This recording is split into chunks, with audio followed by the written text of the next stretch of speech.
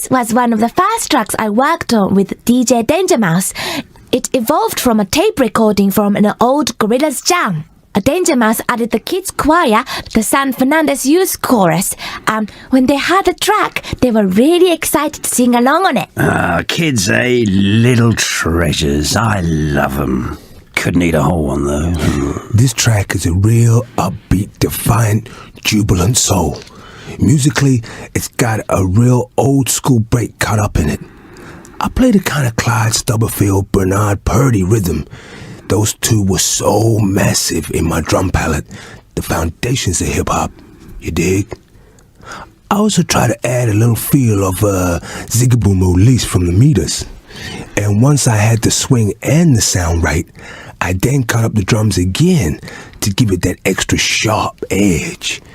That's when 2D added the clavinet keyboard rhythms. Yeah, that was just something I heard on Sesame Street. The rap on this verse is supplied by Booty Brown from the Far Side, who came in courtesy of a friendship with Danger Mouse. Yes, and we talked with him about the general themes and atmospheres rather than anything specific.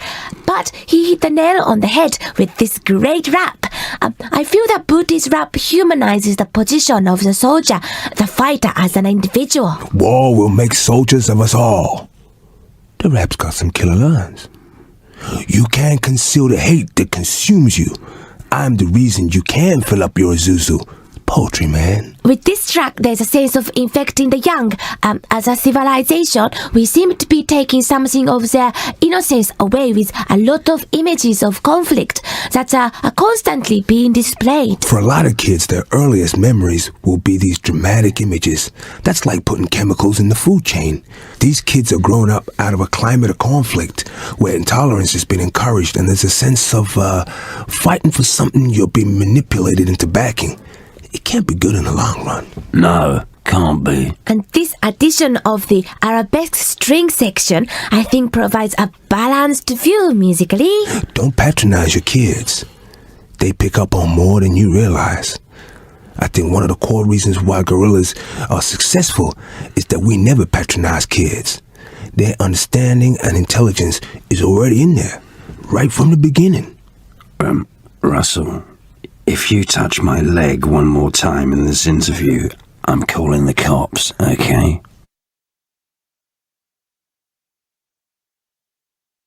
This track, Feel Good Inc., was chosen to be the first single from the album. We thought it would be an upbeat and dynamic return. Part Billie Jean, part Rockwell. The beat on this is as infectious as influenza. We asked our friends De La Soul to lend a rap to the song, so they came over to the studio and hung out for the day. In the evening, they delivered this crazy, gooning, funk-filled rap. Yeah, sounds like a bunch of kids trapped in a photo booth. 3 Foot High and Rising was such a milestone record in terms of giving a lot of people an entry point into hip-hop. A huge statement of intent. So colorful, so full of life and humor, and just real good energy. Their Daisy Age motif stood for the inner soul, y'all. So you know they're heading in the right direction. They also have a playfulness when it comes to cutting and pasting different styles together. It's rare in hip-hop to have a track like this that really works at this speed. A real up-tempo beat. That reminds me, Pastor Noose still owes me £5. Yeah, I'll give him a call. The windmill imagery line is a representation of a note of optimism, a memory of a simpler time, like maybe a snapshot of an older world, more innocent. The production on 2D's vocal passages reflects this sensibility again, like an image beaming at you from the past. A ghost of a memory. However, it is for this reason that we remove the effect for the second appearance of this section in the song, so that this image becomes more direct, clear and present. Then it drops straight back down into De La Soul's nitrous oxide-filled rap. Coupled with the heavyweight beat, this cut is unstoppable. Yeah, heavy. Shut up, man. This opens up with the sensation of drifting, as if maybe a float in a sensory deprivation tank. Or maybe like you've just woken up in a bath. In Spain. Ah, yes. And the track provides a moment of internal dialogue, laid over a staccato ballad. This composition was the very last to be written and provided the necessary feel for the midpoint of the record. Yeah, it arrived like a winning goal in the last few seconds of a match. It sounds like a digital soul record with Spanish syncopation. I played this track to that bloke Christina Aguilera the other day. He's a funny-looking girl, isn't he? He looks a lot like the singer of Twisted Sister or that other bloke, Courtney Love. Ugh. Every planet we reach is dead. An image of catching a glimpse of your soul at the battlefield from above. I lost my land. This is, how do you put it? An unloaded question. A soft proposal to question ourselves and our decisions. There's a Charles Bukowski quote that goes something like, if you're losing your soul and you know it, then you still got a soul left to lose. You can kind of hear the sentiment in the line, I lost my way, what am I going to do? Hey, Russell, have you been eating onions? The piano solo on the outro is supplied by Mr. Ike Turner. It's real easy to forget the influence that Ike had on music. I mean, James Brown learned a lot of his showmanship and work ethic from Ike and his Kings of Rhythm band very early on.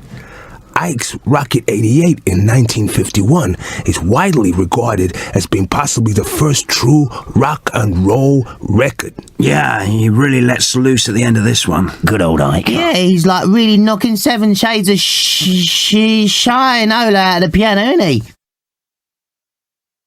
It's right back down to earth on this track. The beginning sounds like an old Wham record. This features a rap supplied by London-born rapper MF Doom. MF Doom has rapped under several different identities. He started out as Zev Love, the mastermind of KMD. He's also released a couple of albums as MM Food, but he appears on this track as MF Doom. MF stands for Metal Face, and the Doom bit is in part a tribute to the Marvel Comics supervillain Dr. Doom, the Iron Enemy of the Fantastic Four. Doom recently hooked up with producer Madlib for the excellent 2004 Mad Villainy album. Oh, funnily enough, I had that playing on my iPod when I crashed my quad bike the other day. This is a massive swinging, bouncing hip-hop track featuring a machine-gunning rap from London's own Roots Maneuver. Rootsy's vocal just kind of dances between the huge, rolling, circular beat. Like a boxer filled up with brandy. Roots Maneuver has been dropping by Kong Studios on and off since we started. I thought his Run Come Save Me album was incredible, and Gorillaz have talked about collaborating with him for a long time. Yeah, he's told me loads of times that I'm his best mate. It would be a limitation to say that Roots Maneuver is at the forefront of UK hip-hop as a rapper. He's at the forefront of hip-hop, full stop. His qualities and vocal imagery create a universal sound, and he's set to become such a dominant force in music worldwide. He's a British Dr. Zeus. Russ, are you from Texas? All alone, maybe the sense of isolation is a hard one to shift, and sometimes the feeling carries on into adulthood, and maybe the older people get, they learn to suppress it or ignore it, but it's still there. The additional vocals came courtesy of Martina Topley-Bird. Her vocal is so light, warm, and sweet. It provides the release in this case. We met her through mutual friends that worked on her Quixotic album. I've thought about this for a long time, you know. If I really had to choose, if there was no way out of it, I would have to say prawn cocktail is probably my favourite flavour of crisps. This is the most punk rock sounding track on the album. A real pumping powerhouse. The drums really motor along. It's relentless. Hey, this is more like it. The guitar line on this track is played by one of the Mexican inmates that Murdoch brought back with him after his time in jail. They helped him escape. Now Murdoch owes them. Yeah, well, I mean, they're both good guys when you get to know them. Yeah? A part of Murdoch's payment was to allow them to appear on the new Gorillaz album. hence the slightly, drunken nature of the guitar playing? Alcohol is one of the way we suppress our indecisions. Certainly one of the better ones, love. Beer is proof that God loves us and wants us to be happy. The clouds part briefly halfway through the track before the second wave kicks in. Still the nerves, remove the doubt. This is no word for overanalyzing our emotions. Well, yes, in this day and age, you've got to be like Dr. Spock sometimes and just look at things unemotionally. Mr. Spock? Huh? In Star Trek, it wasn't Dr. Spock, it was Mr. Spock. Everyone makes that mistake. Oh, whatever.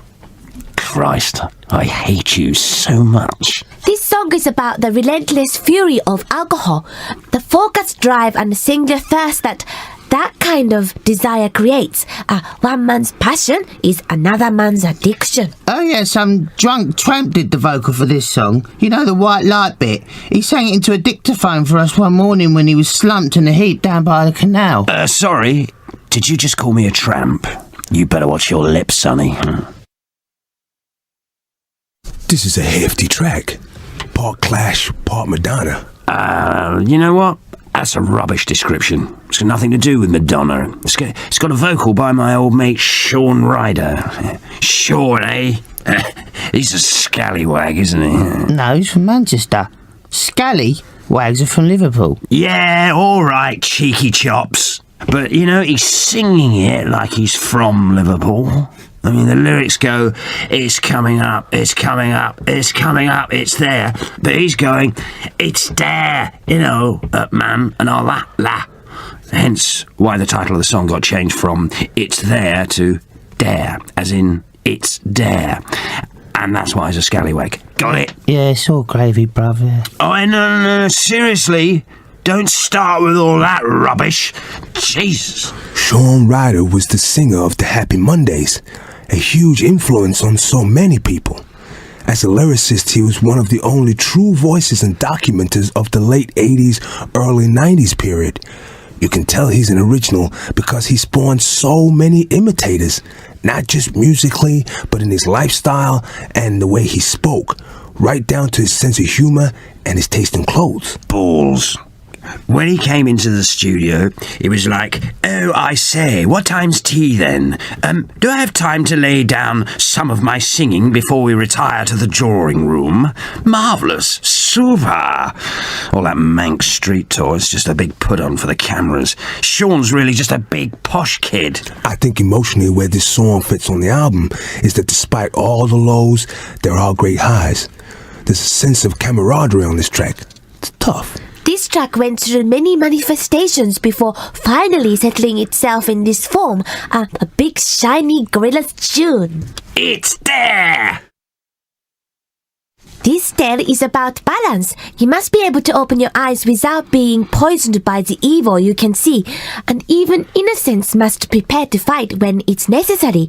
Apathy is a decision with consequences, and you must take action when necessary. Without losing sight of what you're fighting for.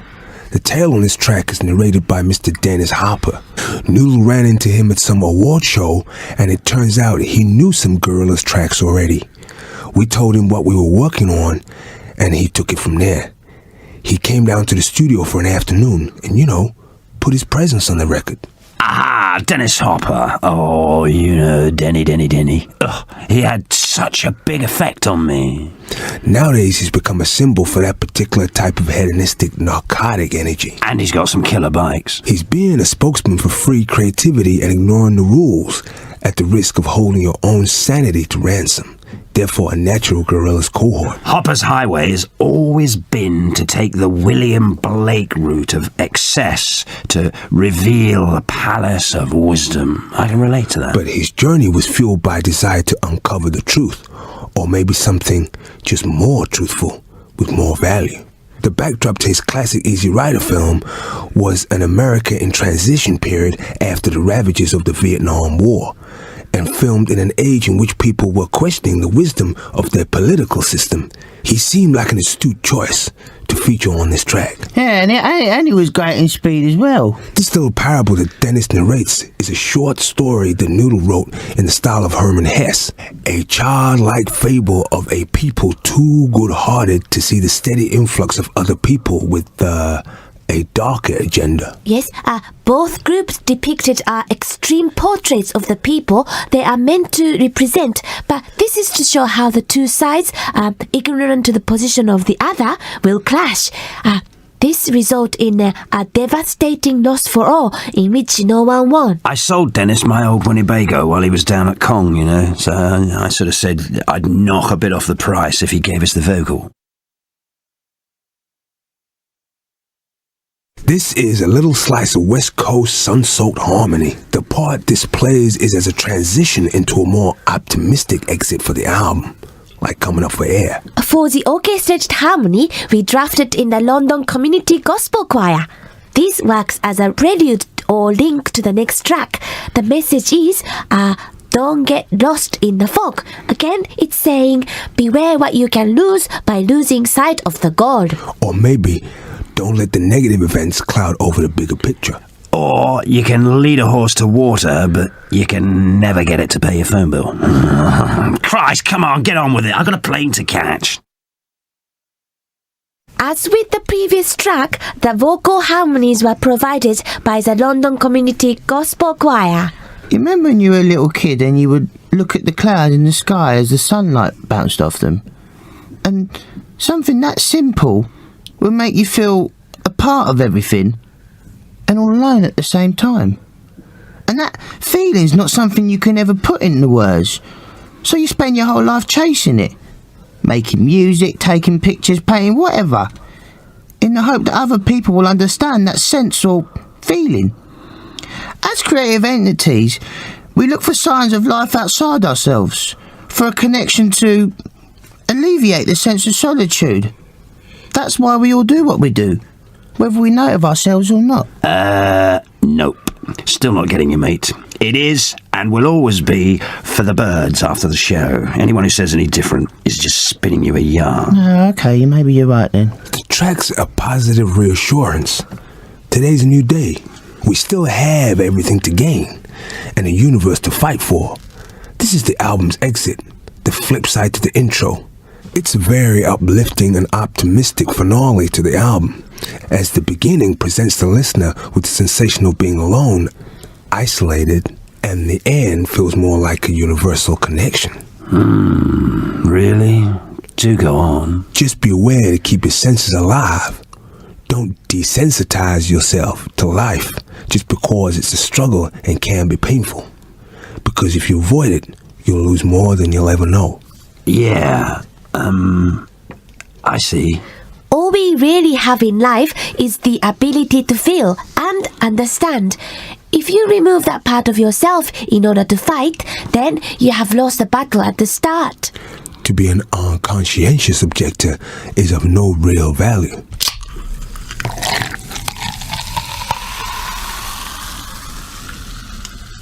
Sorry, did you pick that up?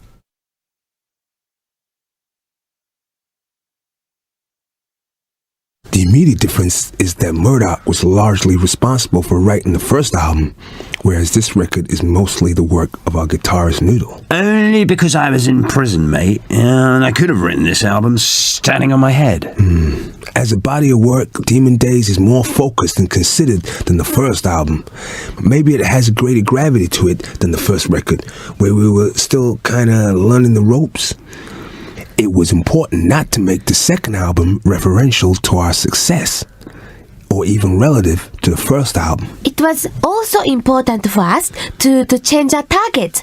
Fortunately, the world provided us with enough external stimulus and subject matter not to have to force the issue. Stylistically, it's richer, denser, darker. It also reflects a little of the mental state that we found ourselves in. I'll speak for myself here, which is why tracks such as Old Green World have elements of disorientation in them. I've always had elements of disorientation to me, you know. Well, when I can find them. Again, as the range of our influences is so extensive, it reflects that understanding of so many styles. The hip-hop, the rock, the funk, the bass, right down to the ballad. This is a whole community of instruments at play. Tiny little textures and phrases that work in harmony and complement each other. Not that outlandish a concept, really. Last time, it was about creating something new. This time, it's more about proving that what we created and put into motion last time had a lasting value. That our Gorillaz sound, sensibility, and insight wasn't a flash in the pan. Here today, gone tomorrow sensation. Any fool can have a hit record. 2D can vouch for that. You gotta have a real soul and talent to sustain it again and again. Unfortunately, I'm not the current owner of my soul. I'm saying we'll see how good we are 7 albums down the line. It's a test of faith. Most great bands and crews tear themselves apart real soon. But the real trick is to tear yourselves apart and then put it back together differently, better. The music has a stricter discipline to it, with an undercurrent of dark optimism. It contains a kind of variety of pagan electro sounds, but the album has a fuller breadth of vision this time round. I mean, it's still heavy on the bass, but less dub, more hip-hop. But it also contains a lot of old England pastoral soul, humanist sonics, if that makes sense. Not really. Like someone's taken the first album and coloured it in.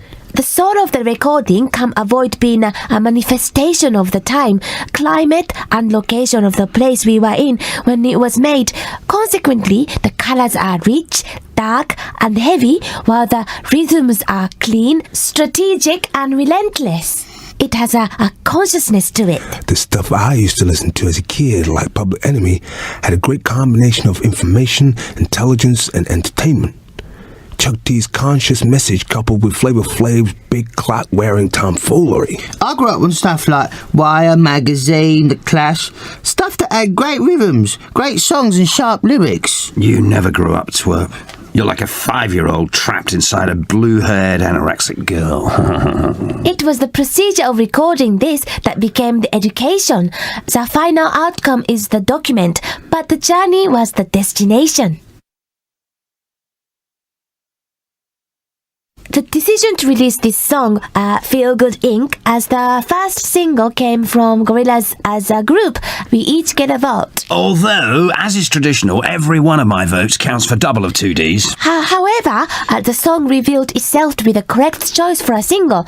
Although not typical or completely representative of the album, it is a good ambassador for Demon Days as a whole. Do you understand what she's on about? I haven't got a Scooby, mate. I'd leave her to it.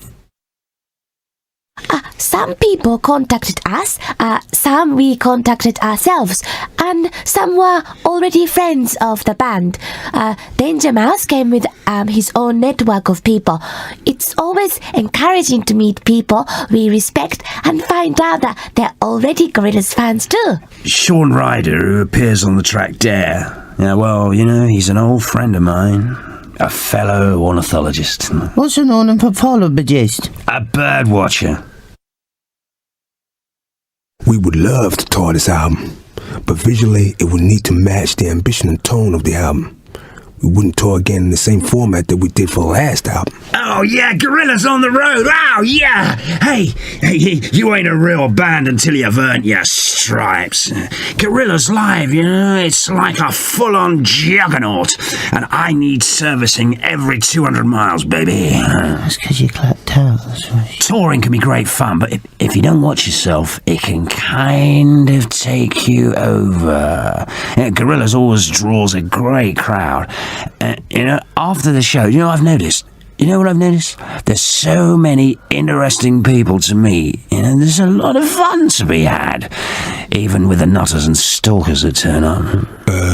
Yeah. You know, everyone gets a little excited when something special rolls into town.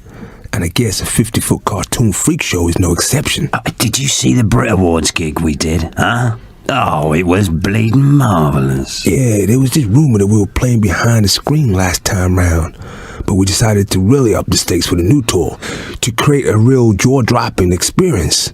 We're currently in the process of developing some pretty high-tech technology to make screens walk on stilts and drink fire. Yes, this is very difficult to do. Yeah, especially if you like play instruments and sing at the same time. It'd be great to tour again. Also, I must mention that as a live drummer, Russell is without a doubt the absolute best in the world. Ever. Yes, that's true. Russell is the greatest live drummer possibly in the history of drum. Yeah, that's totally true, yep. There's no one as good as him as a drummer when it comes to playing live. He's the best, he really is, yeah. Thanks. Yeah, of course. You know, I mean, if it hadn't sold so well and made me the star you see before you now, I would have got all my money back and the old fellow would have broken the terms of the contract, see? Anyway, recording an album you don't think is going to sell is like putting a bet on a horse you don't think's going to win. We wouldn't have made it if we thought it wasn't going to sell. Well, Murdoch, some people record music just for the love of making it, whether it sells or not. Really? That seems pretty pointless to me. You gotta forgive Murdoch. He's very temperamental. Yeah, half temper, half mental. From the first moment the four of us played together, it was apparent that the combination of ingredients were correct, special. It is not egotistical to say this, as we were as excited to witness our own performance for the first time as any of our audience would be. Initially, we were our own private audience, and playing together was like a secret event that we couldn't wait to reveal. I would say it's down to a number of things. My superb bass playing, the incredible songwriting, and the razor-sharp image that makes up the whole Gorillaz package. Though, if you really ask me to pin it down to a single solitary reason, I would probably have to say it was because of the watertight deal I made with Satan, Beelzebub himself. Faust is in fact my middle name. Man, if the devil went and bought your soul, there's gotta be a real shortage of souls for sale. You know what I'm saying? Yeah, that's easy for you to say. Yeah, well, aside from that, I would have to point out that the competition was truly rubbish. I mean, most bands seem to just limp out there sort of half-cocked. We made sure our videos looked fan-bleeding-tastic, our sleeves were mind-blowing, and the music sounded unbeatable. You know, we had our whole battle plan together, you know, man, we had it down. You know, it was drawn up with military precision. Albeit by a bunch of drunk colonels, in your case. I would say that for many groups and artists, there is a desire to add to a tradition or a history of music rather than stand apart from it or advance it. They seem happy just to be in a band. For them, that is enough. The other extremes are artists who are willing to push boundaries, but at the expense of their audience, a desire to seem above your listeners or alienate your audience in order to feel above them. I think we represent ourselves in a very non-traditional way, with consideration and forethought, but without pushing people away. We like to warmly invite people into the world of Gorillaz, which is very detailed and fun without being shallow and facile. It inspires and entertains without being condescending. I think we just assembled our influences and qualities in a certain combination that appealed to people. People just like what we did because it's good. Simple as that. And no one had done what we had done before. And also, I'm good at singing. It's important to have clean, shiny shoes as well, if possible. Nice, clean, shiny shoes. Right. Now, there was this one time I distinctly remember. I'm at a big celeb party over at Jack Nicholson's house. Oh, man, please don't tell this story. I got this old hot dog roll, right? I sort of put it on my knob, right? Well, actually, no, I didn't actually put it on the knob. I sort of put my knob in it, and I squeezed a load of ketchup over the top, right? So what I do is I I offer this sort of hot dog on a plate to that Alanis Morissette bird. And she's like tugging away at it and trying to get it off the plate. But it's not coming off, see? So, meanwhile, I'm making like, yeah, baby, grab that hot dog. Grab it good time. Listen, man, you gotta stop this. Now, I've done this trick about 1,000 times, and normally, this is the point when I get thrown out of the party. I get beaten up or whatever. But this time, this time, everyone froze. Like statues. And then a gentle sort of ripple of laughter and applause went around the room. And you know what?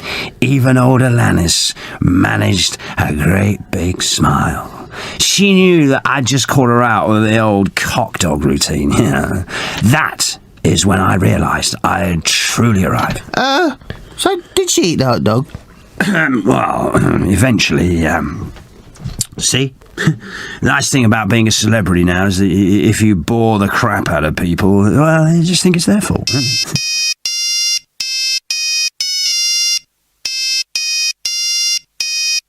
Hello?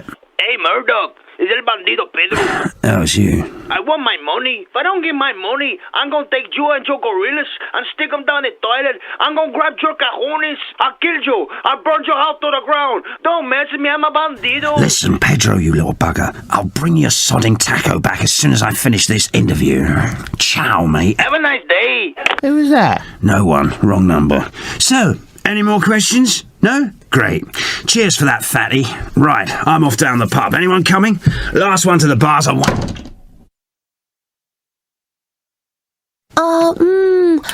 I would say don't look for all of your happiness in just one place. Yeah, I mean, it's okay to ask the big questions in life.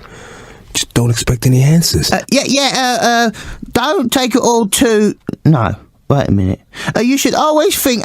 No, that's wrong.